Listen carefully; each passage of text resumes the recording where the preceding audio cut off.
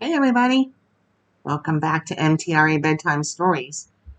We are reading Misty of Chincoteague, and I am here with Peppermint and Cinnamon, and they are two ponies who are very interested in the story. We're on chapter 11, and it's called Storm Shy. Here we go.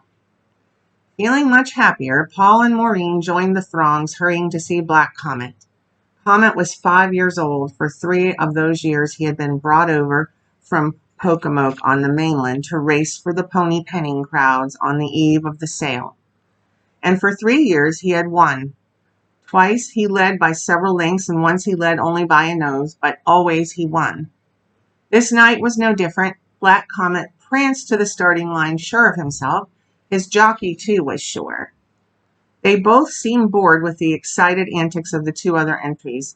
One was a flashy black and white pony named Patches. He danced on his hind feet, bolted past the starting line, and had to be brought back again and again. The other entry was Lucy Lee, a nervous little mare. Black Comet threw back his head and let out a high, hoarse laugh at them, as if to say, "You're wasting your time." And they were. The race belonged to Black Comet from the start. He broke out in front and stayed there. Maureen beat her fist on the fence rail. "Come on, Patches. Come on, Lucy Lee. Don't let Black Comet win every time. Next year the Phantom will be in there." Paul kept saying, "Next year the Phantom." Just as Black Comet crossed the finish line, a bolt of lightning split the sky. At the same instant, Paul felt a strong hand grip his shoulder. It was Grandpa Beebe. His face was spattered with dirt and his clean blue shirt and ribbons. "The squall ain't a promise no more," he shouted against the rising wind. "It's here. Paul, you stay and help the fire chief. Maureen, you come home with me. And Paul, if the storm gets too heavy," he called back over his shoulder, "you take shelter in our truck. It's backed up nigh to the colt pens." The grounds burst into noise and confusion. The wind whined. It caught at the tent flaps, snapping them like whips. White paper programs spiraled through the air, driven first one way, then the other. Children, overtired and frightened, cried to be taken home. Thunder rumbled deep out of the heavens. Colts in their pens squealed. Stallions trumpeted. Paul fought his way to the pony pens, dodging people, dodging pieces of paper which the wind swept into his face. He could scarcely see his way. The strings of colored electric bulbs waved back and forth, throwing weird shadows. At last he came upon the fire chief, brandishing his cane and shouting directions. "Dan, you do this. Joe, you do that. Paul." Paul strained his ears to hear, but suddenly the sky seemed to open and rain fell in great torrents. The swaying lights went out, plunging the island into darkness. "Everyone go home," called the chief. "Nothing we can do now." A flash of lightning shoved him limping toward his car. Paul did not follow. The rain beat down on him fiercely. It felt cold and hard like gunshot. How could Misty stand it? She's so little, he thought. She's bound to be storm shy. I know what I'll do. I'll carry her to the truck and shelter her until the storm is past. Warned by his decision, he ran past the colt pens and onto the big corral. Lightning sizzled across the sky, flooding the earth with an eerie white. It showed the wild ponies separated into 4 bands. Paul's eyes leapt from one band to another, trying to find the Pied Piper's family. But darkness closed in. He held his breath, waiting for another flash. It came. It picked out the stallion's creamy white mane. Quickly, Paul scrambled over the fence. He waited again, his eyes fastened on the spot where the Pied Piper's band stood huddled. He held onto the fence with one hand and made a watershed over his eyes with the other.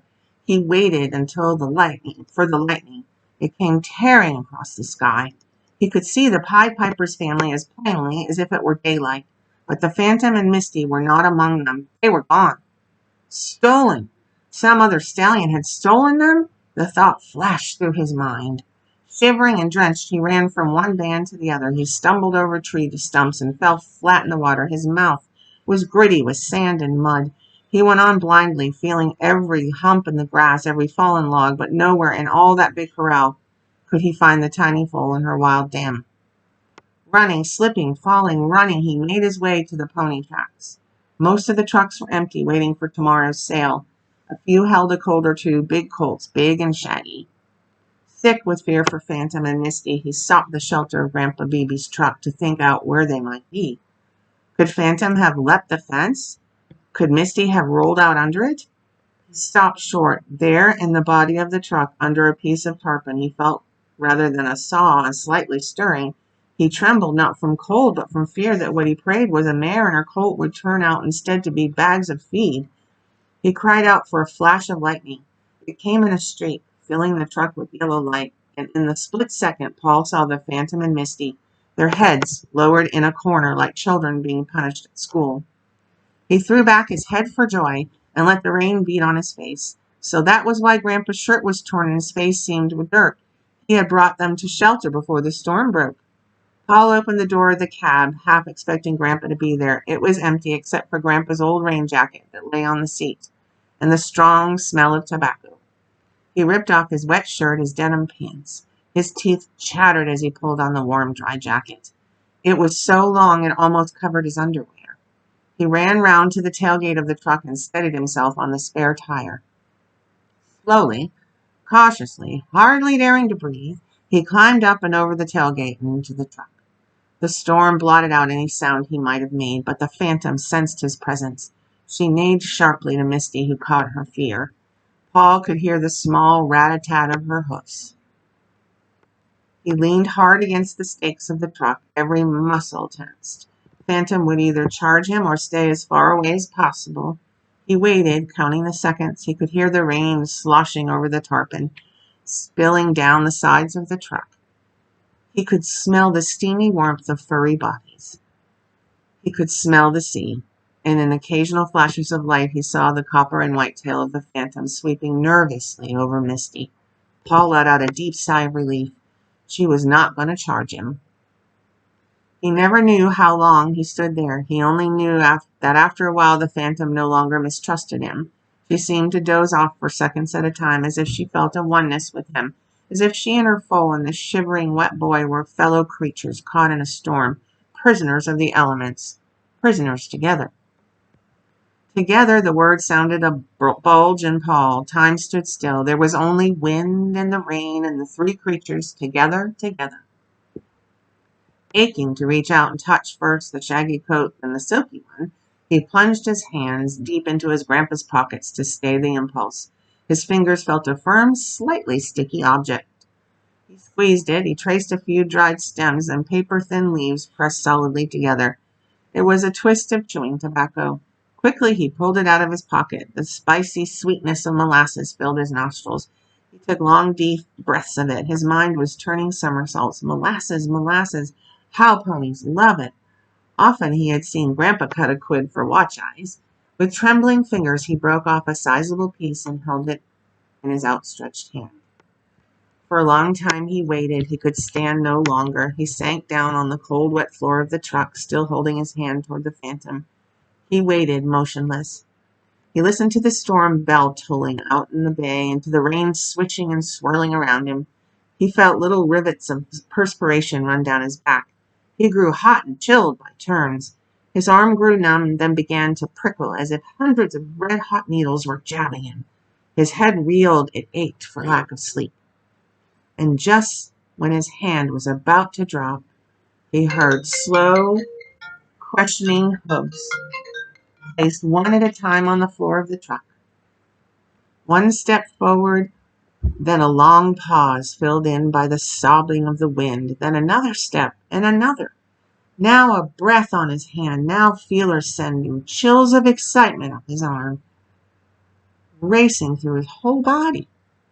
Now a soft muzzle lipping his palm, the tobacco gone, lifted out of his hand by a pony, so wild that she had upset a boat, so wild that for 2 years no one had caught her, a wild thing eating out of his hand.